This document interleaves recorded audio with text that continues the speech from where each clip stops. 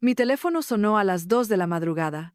Ese tipo de llamada que todo abuelo teme. No reconocí el número, pero algo dentro de mí me hizo contestar inmediatamente. La voz al otro lado era de mi nieta Camila, 13 años, pero sonaba como niña pequeña otra vez, entrecortada por sollozos. Abuela, abuela, por favor, ayúdame. Tengo miedo de mi padrastro. Me golpeó. Estoy en la comisaría.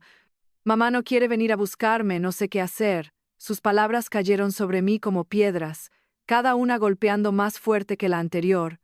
Sentí mi estómago caer mientras mi mente intentaba procesar lo que acababa de escuchar. Mi nieta había sido golpeada, estaba en comisaría, y su madre, mi propia hija, no iba por ella. Me vestí en oscuridad con manos temblorosas, tomé mis llaves y conduje a través de calles vacías hacia comisaría que Camila había mencionado, ubicada al otro lado de ciudad. 20 minutos que se sintieron como horas, mientras mi cerebro corría con posibilidades terribles. ¿Cuánto la había lastimado? ¿Por qué mi hija no estaba ahí? ¿Cuánto tiempo había estado pasando esto sin que yo lo supiera? Las preguntas se multiplicaban sin respuestas, y el miedo se asentaba en mi pecho como peso físico que hacía difícil respirar. Antes de continuar con lo que encontré en esa comisaría, quiero pedirte algo. Si esta historia te está tocando de alguna manera, cuéntame desde qué país me estás viendo, y no olvides suscribirte para más historias reales como esta, porque lo que voy a contarte necesita ser escuchado, necesita ser compartido, porque hay demasiadas abuelas, demasiados niños viviendo versiones de esto en silencio. Mi nombre es Elena, tengo 64 años, soy viuda desde hace 7 cuando mi esposo Carlos murió de ataque cardíaco. Mi única hija Adriana tiene 36 años. Se divorció del padre de Camila cuando la niña tenía 6. Ese divorcio fue difícil pero necesario. Su exesposo era alcohólico que nunca levantó mano contra su familia, pero que había dejado de ser presente emocionalmente años antes de que finalmente se separaran. Después del divorcio, Adriana se concentró en criar a Camila sola, trabajando como enfermera en turno de noche para poder pagar las cuentas. Durante esos años, Camila y yo nos volvimos increíblemente cercanas. Ella pasaba varios días a la semana en mi casa mientras su madre trabajaba. Yo la ayudaba con tareas, cocinábamos juntas, veíamos películas, compartíamos secretos. Era mi persona favorita en el mundo, mi razón de levantarme cada mañana. Hace 2 años, Adriana conoció a Marco en aplicación de citas. Después de estar sola durante 5 años, estaba lista para intentar romance otra vez. Marco parecía decente al principio, trabajaba en construcción. Era educado cuando lo conocí, decía cosas correctas sobre querer ser buen padrastro para Camila. Adriana estaba radiante de felicidad después de años de simplemente sobrevivir, así que cuando anunciaron que se casarían después de solo 8 meses de noviazgo, expresé mis reservas suavemente, pero no me opuse fuertemente. Quería que mi hija fuera feliz, y quién era yo para juzgar su timeline. Pero desde boda noté cambios sutiles en Camila. Ella había sido niña abierta que compartía todo conmigo, pero lentamente se fue volviendo más callada, más retraída. Cuando preguntaba si todo estaba bien en casa, siempre decía que sí, pero sus ojos contaban historia diferente. Intenté hablar con Adriana sobre mis preocupaciones, pero ella estaba en fase de luna de miel de su matrimonio y descartaba mis observaciones como yo siendo sobreprotectora. Eventualmente dejé de mencionar, porque cada conversación sobre Marco tensaba relación con mi hija y no quería crear división que pudiera alejarla junto con Camila.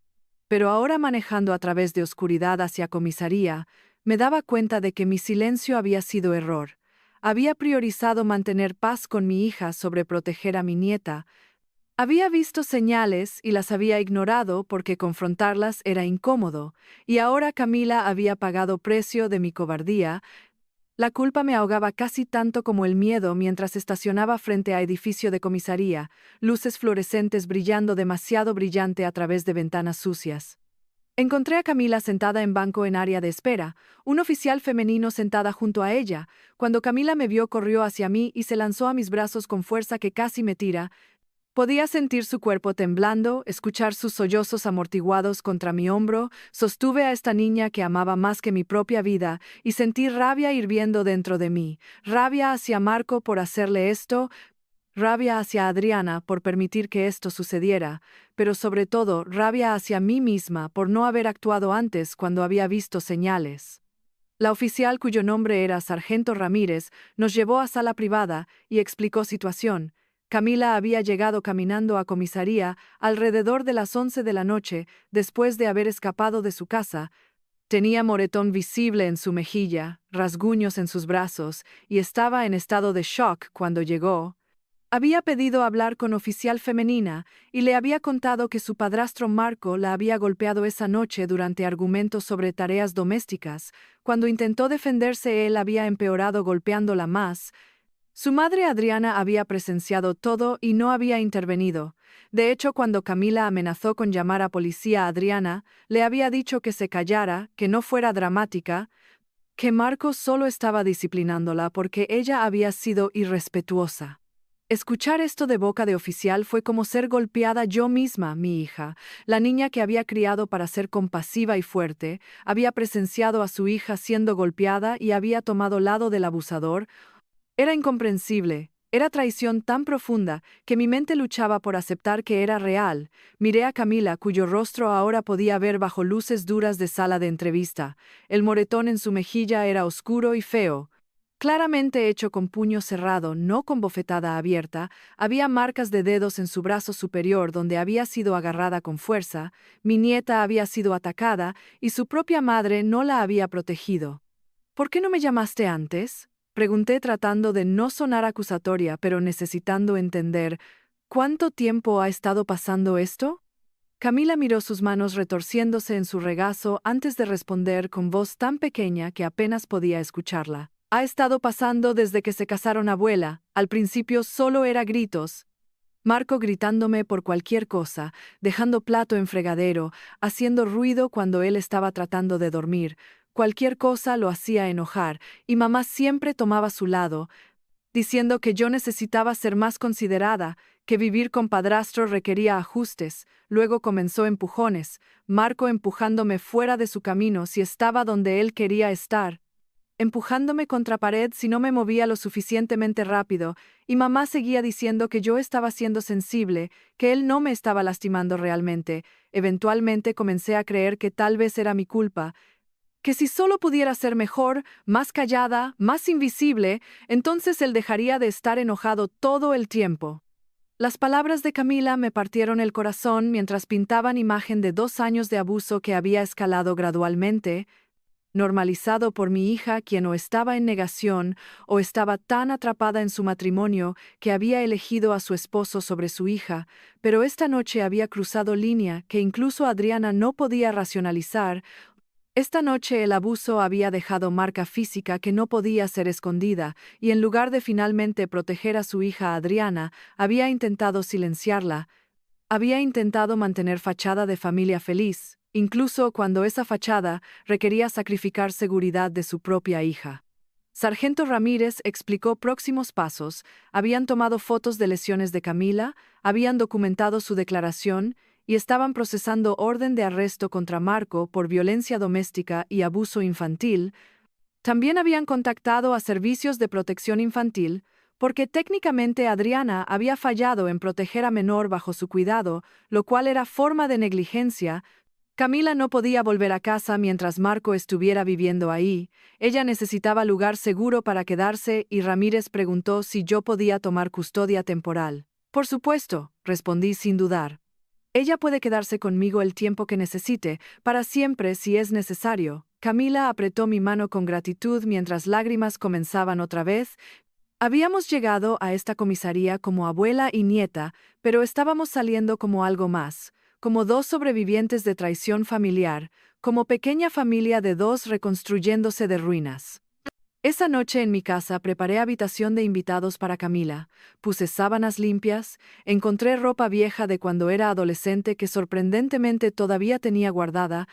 Hice té de manzanilla que mi propia abuela solía hacer para mí cuando estaba angustiada, y me senté con Camila en sofá mientras ella lentamente comenzaba a procesar lo que había pasado, no solo esa noche, sino durante 2 años completos de vivir en ambiente abusivo, donde sus propios instintos habían sido constantemente invalidados, hasta que comenzó a dudar de su propia realidad. No es tu culpa, le dije una y otra vez. Nada de lo que hiciste o no hiciste causó que él te tratara así. Adultos son responsables de controlar su propia rabia, y tu madre era responsable de protegerte, y ella falló en eso, pero yo no voy a fallar. Te prometo que estás segura ahora. Camila lloró en mis brazos, hasta quedarse dormida de puro agotamiento. La llevé a cama y la arropé como había hecho cuando era pequeña, y luego me senté en mi propia habitación procesando todo. Mi teléfono tenía 5 llamadas perdidas de Adriana, pero no estaba lista para hablar con ella todavía. Estaba demasiado enojada, demasiado decepcionada.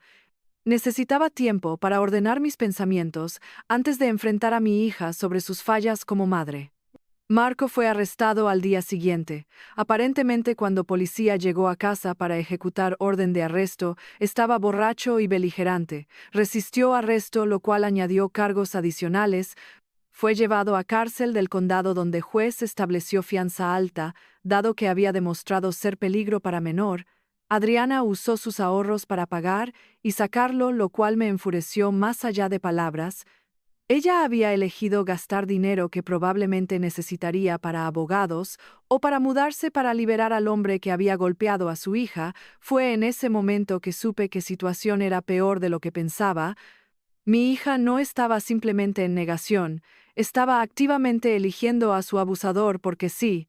Eventualmente me di cuenta de que Marco no solo había abusado de Camila, sino también de Adriana. El ciclo era clásico. Él la había aislado, minado su confianza, hecho sentir que ella no merecía nada mejor, y ahora ella defendía su abuso porque su sentido de self había sido tan erosionado que ya no podía ver claramente. Finalmente hablé con Adriana 3 días después de llevar a Camila a vivir conmigo. Nos encontramos en cafetería neutral. Ella se veía terrible, como si no hubiera dormido. Tenía sus propios moretones apenas cubiertos con maquillaje, y cuando comenzó a hablar sus palabras eran mezcladas de justificación y súplica. Mamá, tienes que entender, Camila lo provocó. Ella sabe qué cosas molestan a Marco y las hace de todas formas solo para hacer su vida difícil. Él trabaja duro, llega a casa cansado y solo quiere paz. Esa noche ella había dejado cocina hecha desastre a propósito porque sabía que eso lo haría enojar. Él solo reaccionó porque estaba frustrado. Escuchar a mi hija culpar a niña de 13 años por provocar violencia de adulto fue momento donde mi corazón se rompió completamente por ella, por quién se había convertido, por cómo había perdido su camino tan completamente. Adriana, escúchate, dije tratando de mantener voz calmada. ¿Estás culpando a tu hija de 13 años por ser golpeada por hombre adulto? No hay justificación para lo que Marco hizo, ninguna, y el hecho de que lo estés defendiendo me dice que él también te ha estado lastimando, ¿verdad? Esos moretones en tus brazos que estás tratando de esconder, esos son de Marco también. Estás atrapada en ciclo de abuso y has arrastrado a tu hija contigo. Adriana comenzó a llorar, negando al principio, pero eventualmente admitiendo que sí. Marco había sido violento con ella también. Había comenzado meses después de boda con empujones y gritos, luego bofetadas ocasionales. Luego golpes más serios que ella justificaba, diciéndose que ella también lo provocaba, que si solo pudiera ser mejor esposa, él no necesitaría disciplinarla. Esa palabra, disciplinar, me hizo sentir físicamente enferma. Mi hija había sido tan completamente lavado su cerebro que usaba lenguaje de abusador para describir su propio abuso. Intenté razonar con ella. Intenté hacerle ver que necesitaba dejar a Marco, obtener orden de restricción, reconstruir su vida sin él, pero ella se resistía a cada sugerencia, seguía volviendo a tema de que lo amaba, que el matrimonio requería sacrificio, que las cosas mejorarían si ella simplemente fuera más paciente, más comprensiva, más lo que sea que él necesitaba que fuera. Era como hablar con extraña. Esta no era hija que había criado, esta era shell de esa persona, vaciada por años de abuso y llenada con narrativas de abusador. Finalmente le dije algo que sabía dolería, pero que necesitaba decir: Adriana, mientras elijas quedarte con Marco, no puedes tener relación con Camila. No voy a permitir que ella sea expuesta a ese ambiente otra vez. No voy a permitir que ella vea a su madre siendo abusada y aprenda que eso es lo que amor parece. Así que necesitas elegir, tu hija o tu abusador. No puedes tener ambos. Adriana se levantó de mesa con expresión de traición. No puedes mantenerla alejada de mí, soy su madre, tengo derechos, pero su voz carecía de convicción. Sabía que lo que yo decía era verdad. Sabía que servicios de protección infantil estaban involucrados ahora, que juez había otorgado custodia temporal a mí específicamente porque ella había fallado en proteger a su hija. Sus derechos parentales estaban en peligro si no hacía cambios serios. Las semanas siguientes fueron proceso legal complejo.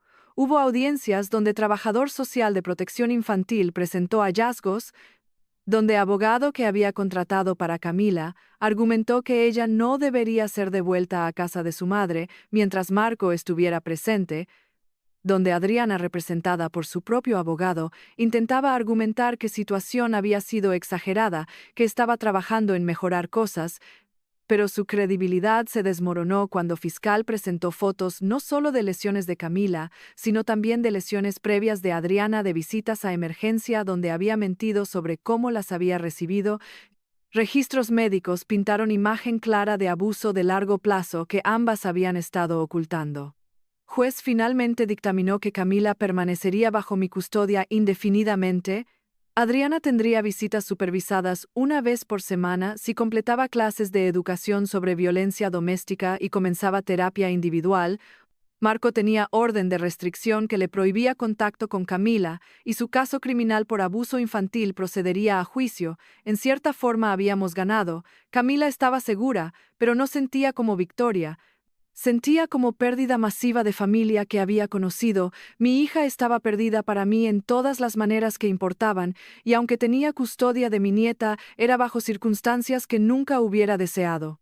Camila comenzó terapia especializada en trauma infantil y abuso doméstico. Su terapeuta, doctora Ramos, explicó que tomaría tiempo para Camila procesar no solo abuso de Marco, sino también traición de su madre, que ella probablemente lucharía con autoestima, con confianza, con relaciones, que síntomas de trauma podrían manifestarse en pesadillas, ansiedad, comportamiento regresivo, y que mi papel como cuidadora era proveer ambiente estable, seguro, donde ella pudiera comenzar a sanar, así que eso fue lo que hice, establecí rutinas predecibles.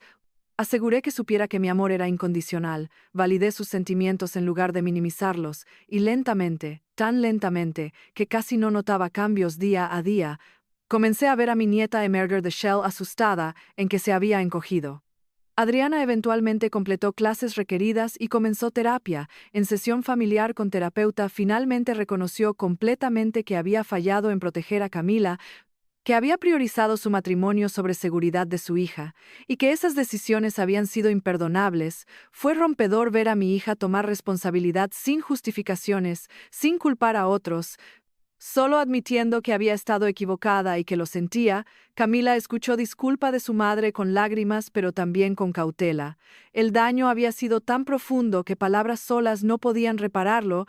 Tomaría años de acciones consistentes para reconstruir confianza que había sido destrozada. Marco eventualmente fue condenado por abuso infantil y violencia doméstica, sentenciado a 3 años en prisión estatal. También recibió orden permanente de restricción que prohibía contacto con Camila incluso después de su liberación hasta que ella fuera adulta. Adriana finalmente presentó papeles de divorcio.